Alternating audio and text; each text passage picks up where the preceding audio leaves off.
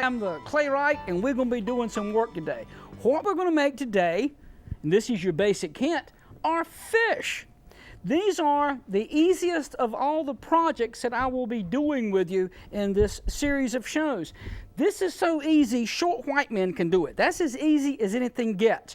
Now, I'm going to try to make a fish and show you how to paint one in this very limited time, so I'm going to be getting right on it. Okay, first step, to build something, you have to have materials. The materials that we're going to use is my favorite clay, white earthenware clay. I'm going to take this wire and cut through the clay, okay?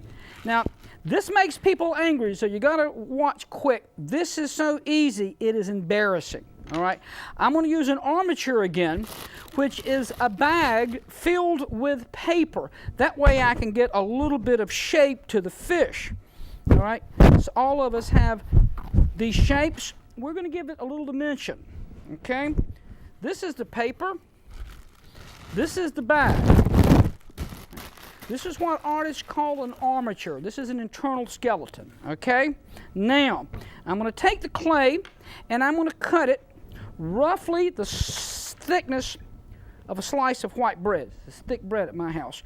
I'm going to get that thickness a little bit better. Now, this is basically a square shape because I started out with a square shape. All right? See my thickness? See, doesn't like a fish, does it? Okay, let's see what I can do. All right? If this were his nose, right there, then I'm going to squeeze right here, like I'm going to shake hands with it. Howdy do. Howdy do, Mr. Fish. Okay, shook hands with it. Now I'm going to press down on the tail so that it's flat. All right? This is my armature. I put it right in the middle, and I shape him around the armature. If you have good graphic recognition skills, you see this guy coming already, okay? Now, I want to be able to hang this fish on the wall later, so I have to put a little groove here on the back where my thumb is catching, so it'll hang. So that's what I'm going to do right now. I'm going to put a little groove on the back, and I'll bring this out. Now it's a groovy fish, okay? Now it can hang. And here I go. Now I'm going to go kind of fast this time because I want to paint one of these bad boys, all right? See this rare exotic tool here, this old magic marker? It's got striation marks. So what I'm going to do is I'm going to fan right down the tail here. Oh, that's working out great. Oh, yeah, I'm kicking. There's the grooves for the tail. All righty? Now,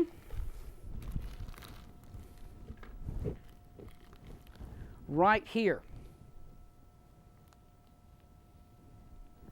Was that easy enough?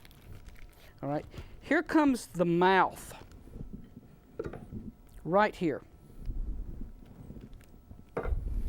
Is that cool or what? Okay, now, are we ready? With our thumb, there's the eye. Remember the fin? Oh, that kicking, man.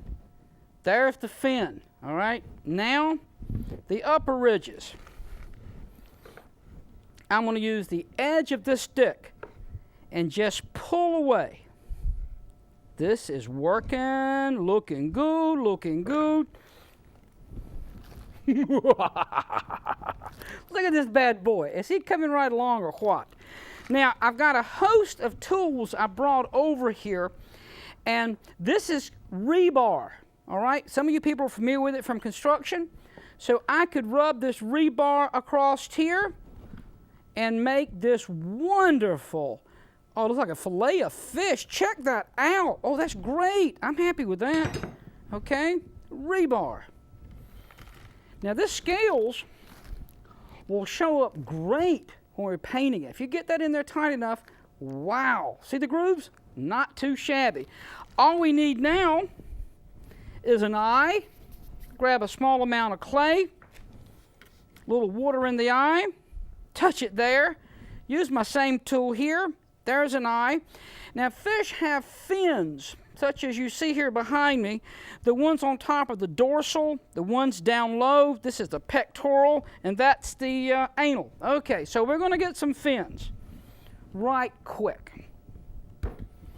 This is sleazy. This is easy. This is mud and sticks. I'm going to roll a ball. I'm going to tear it half in two so I end up with 2 equal balls. That's a good way to end up, okay? Now, one end skinny, one end fat. Grab the top and the bottom down like that. I do Boy Scout troops sometime at my studio, and all of them miss the table and hit each other, but you got to aim. One end skinny, one end fat, grab the top and the bottom, down like that. We take the same tool you saw right here, which is, I like the grooves in here. I'm a groovy kind of guy. Perfecto! I like it. Do it some again. Oh, twice I'm perfect. That may be a record for me. Okay. Now, a little water. The pectoral fins are up front here, and he's swimming through the water. The anal fins are here in the rear. Is that cool or what? And there's a little gill fin right here.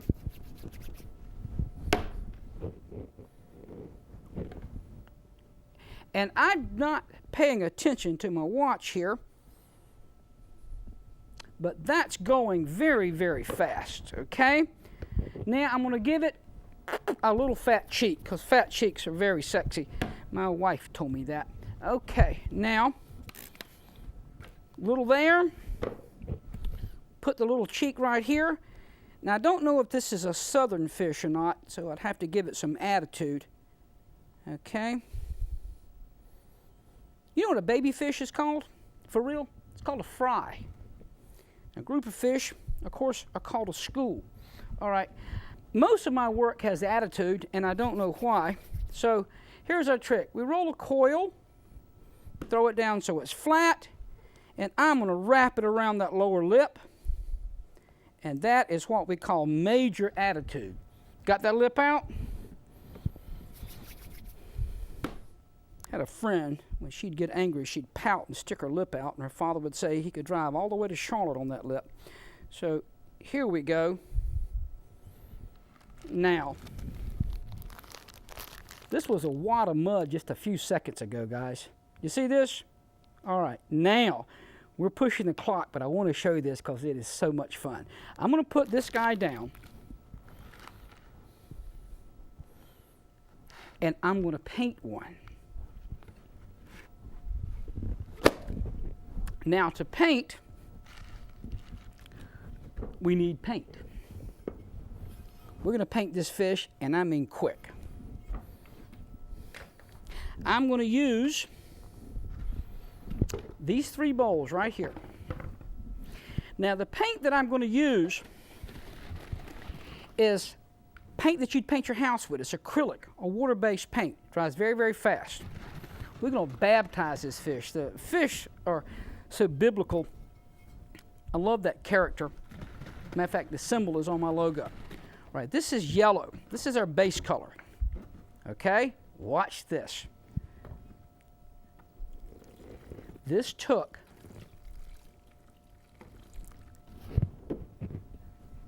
just 3 seconds. Now what I want to do is I want to be sure that I wipe some of this color off so the second color will be able to grab.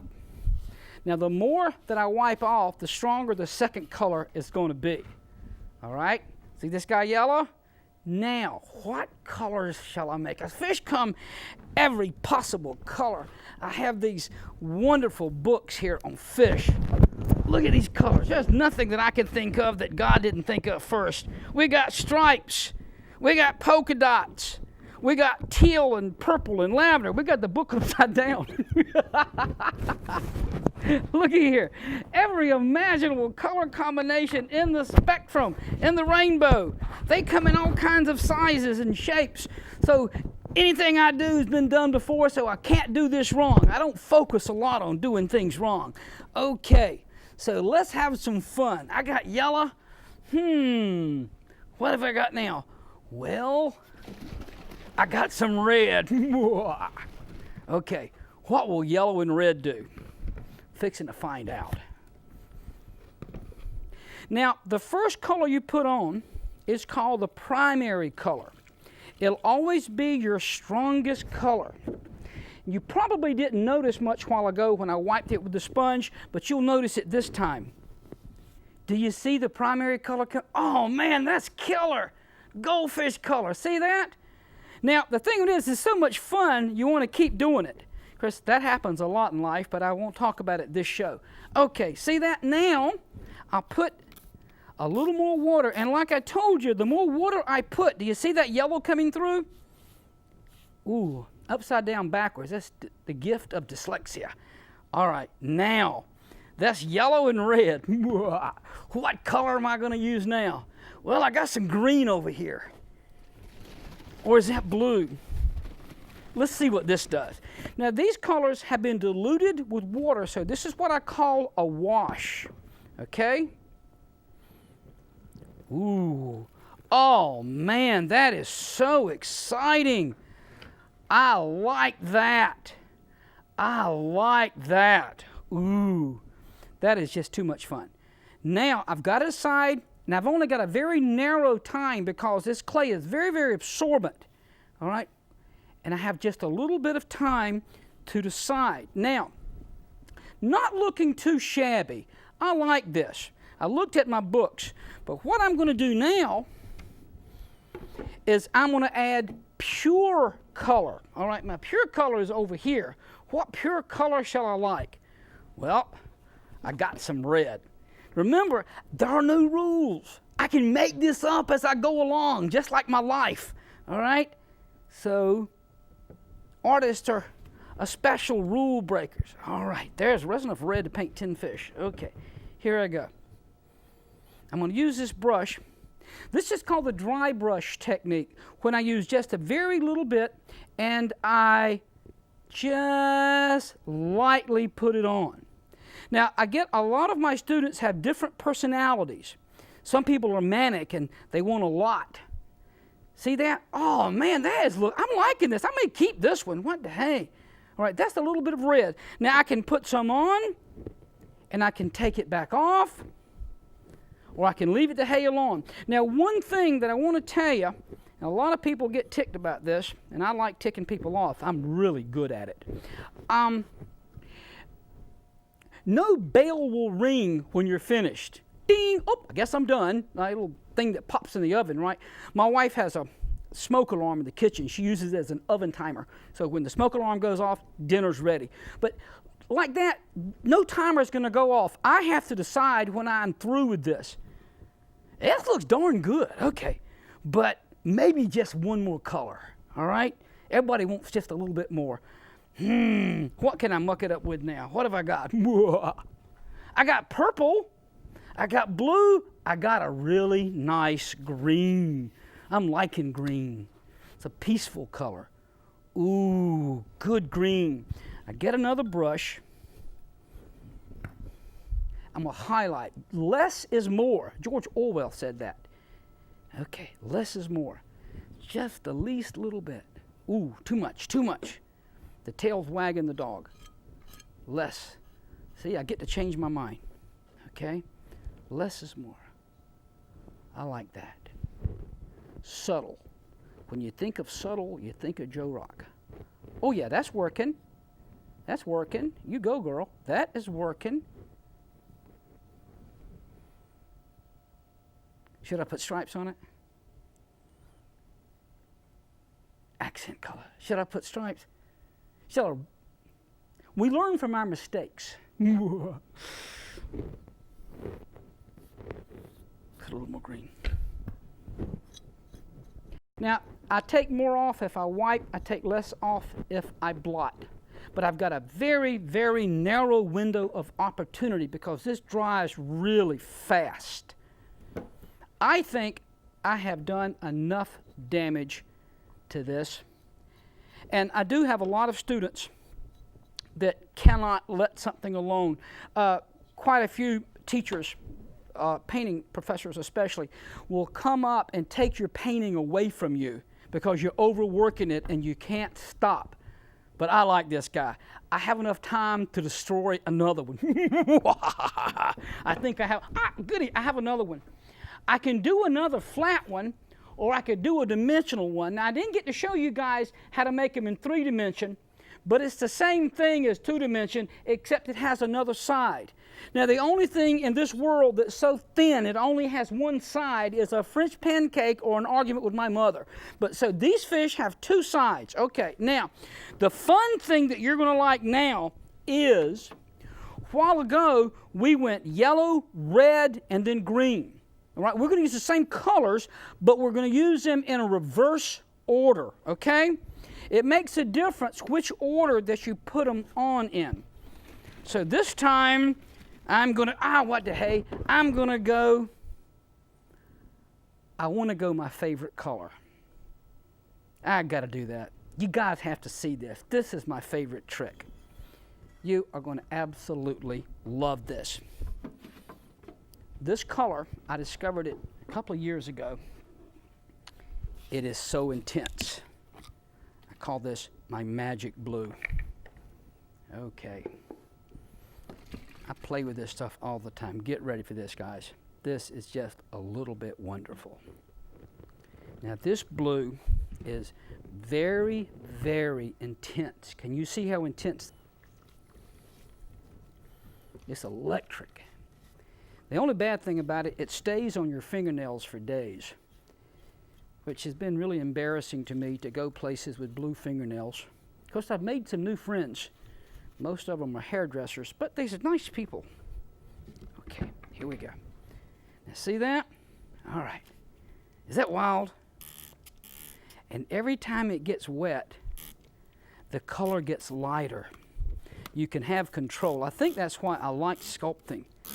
Is that not exciting, the way these colors change? I'm going to wipe a little more of it off.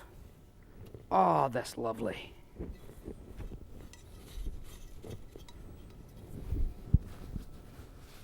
Love that blue.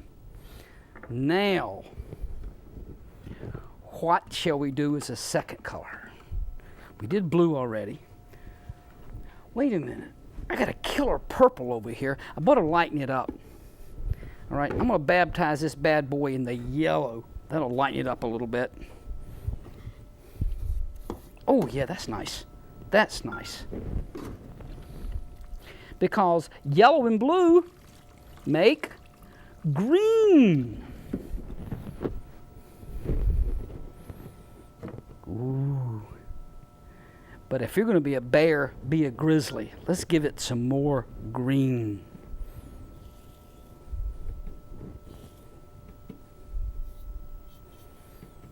Now, I showed you the book a while ago and all the wonderful colors and stripes and things that were in the book. So there's just no color combination that hasn't been done before in real life. Now, timing is important. The longer I wait, I used to tell bad jokes to distract people.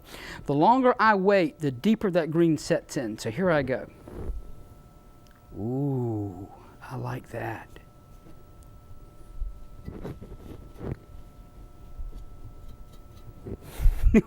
I'm having so much fun. I'm going to paint. I'm going to paint everything around here that doesn't.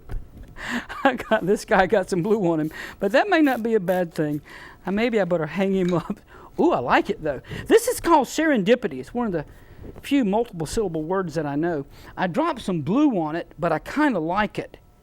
All right, and I'll make his eye a little redder.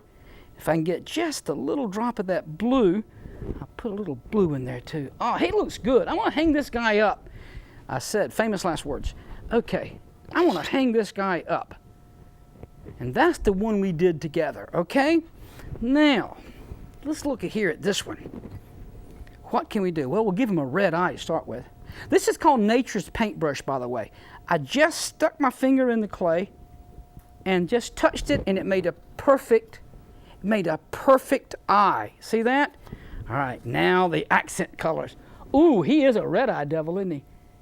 Well, I've got red, I've got purple, I've got white. This is looking so good. Wait a minute, let's see what stripes will look like on this guy. Okay, here comes stripes. I gotta be darker than that. Well, what the hell, we'll go red stripes. They're racing stripes.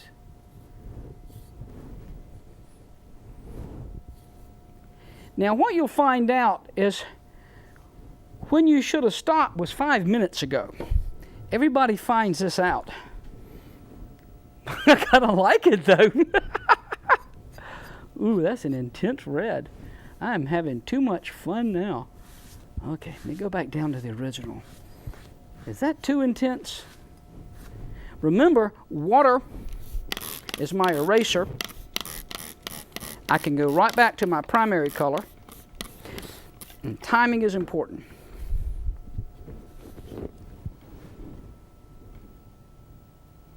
I like that so much.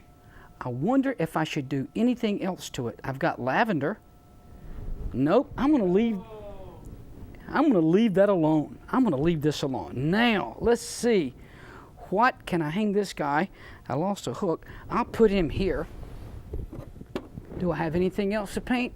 Well, that's a little guy. That one is blue and red. I like him. This is one of my three-dimensional fish, okay? This is like the argument with my mother. It's got two sides. So, what haven't I done yet to destroy these guys? I've got that one with the red background. I've got that one with the blue background. You know what? I haven't had a chance to use this purple yet. I'm dying to use this purple. I got to use this purple. Okay, here I go. Purple is so much fun.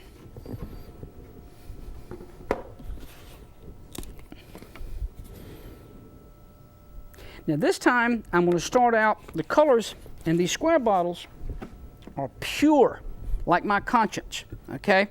And the other colors are washes, so this time I'm going to start out with a pure color. Boy, it is.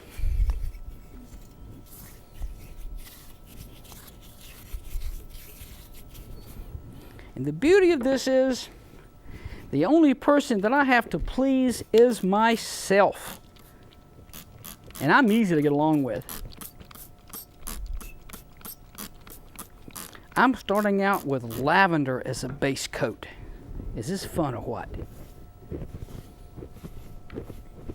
Okay, we now have lavender as a base coat.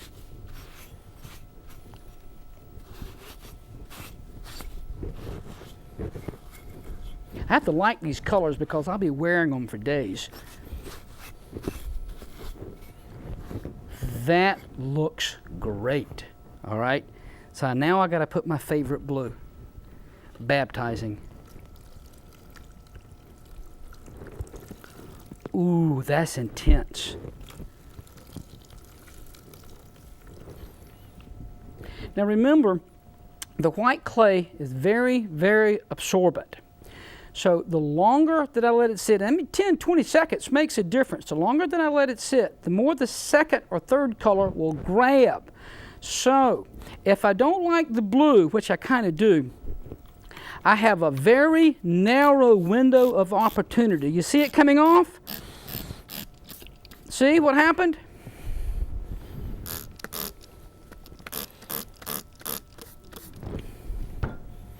The thing of it is, this is too much fun. And I have so much fun, like watching a rainbow and seeing the colors change, that I don't know when to quit. And it's a lot easier, like the Southern Baptist preacher, don't do like I do like I say do. So I'm afraid that I'm guilty of that as a teacher. When lots of my students are doing this, I'm enjoying it as much as they are. All right, I like this guy. What shall I do to him? I've got the red or the green. Now we know the primary colors, we know the secondary colors. What the primary colors are, the red and blue and yellow, blue and yellow making green, and red and yellow making orange, all right? We know the primary colors. I want to go either the intense green or the red. Let's see what we've done. Now this is ready for detail. I'm going to just go ahead, since I got this, and touch the eye. Maybe I'll be subtle this time. This is our dry brush. Remember our dry brush? We put the paint on the brush and just go lightly. This is not unlike cooking, strangely enough. You know, a little spice, but there's a certain amount. And of course, some people like spicier than others. I'm liking this guy. I'm having way too much fun. What I'd love to do, I've got another little fish. I have others that I could paint, but I'm afraid we're running a little bit low on time, so I better not take on any other really big projects. I got lipstick on this guy.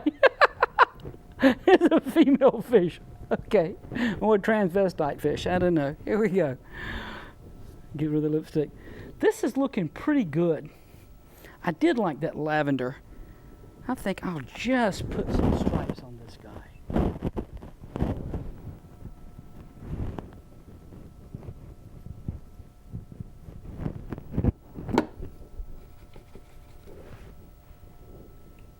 Not too shabby. All right. Now see up there with the more intense blue, that lavender background, I like that. But since I only have a few minutes left and I have so many other colors to play with, I think I'm going to get bold. Now remember, when you're doing this, fired clay, we saw us make the clay. When you first make something, it's called greenware. Remember greenware? All right. Then it dries out, and it's called bone dry. After it's totally dry, it goes into the kiln. When it comes out of the kiln, it's called bisqueware, B-I-S-Q-U-E. And I think I've painted all the fish except this one. Here we go. This is bisqueware, and where's the fish that we did earlier? Here it is.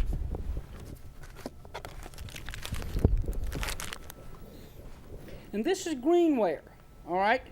Now, if we glazed it, of course, it would be called glazeware, but we're painting. I prefer to paint because when you're working with this, we get to sketch it out, draw what we want to do.